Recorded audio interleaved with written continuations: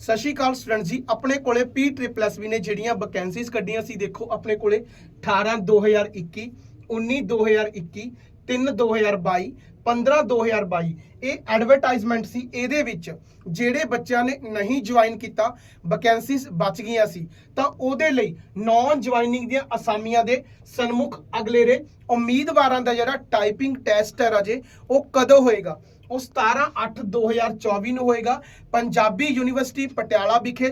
ਇਹਦੇ ਲਈ ਜਿਹੜੀਆਂ ਹਦਾਇਤਾਂ ਨੇ ਉਹ ਅਨੈਕਸਚਰ A ਦੇ ਨਾਲ ਨੱਥੀ ਕੀਤੀਆਂ ਗਈਆਂ ਨੇ, ਤੇ ਇਹਦੇ ਲਈ ਜਿਹੜੇ ਤੁਹਾਡੇ ਰੋਲ ਨੰਬਰ ਨੇ ਜਾਂ ਐਡਮਿਟ ਕਾਰਡ ਨੇ ਉਹ ਬਹੁਤ ਜਲਦ ਤੁਹਾਡੀ ਸਾਈਟ ਦੇ ਉੱਪਰ ਅਪਡੇਟ ਕੀਤੇ ਜਾਣਗੇ। ਤਾਂ ਸਾਈਟ ਨੂੰ ਟਾਈਮ ਟੂ ਟਾਈਮ ਵਿਜ਼ਿਟ ਕਰਦੇ ਰਹੋ ਤੇ ਨੋਟੀਫਿਕੇਸ਼ਨ ਦੇ ਲਈ ਜਾਂ ਅਪਡੇਟ ਦੇ ਲਈ ਸਾਡੇ ਨਾਲ ਜੁੜੇ ਰਹੋ ਪੰਜਾਬ ਅੱਡਾ 24/7 ਦੇ YouTube ਚੈਨਲ ਤੇ।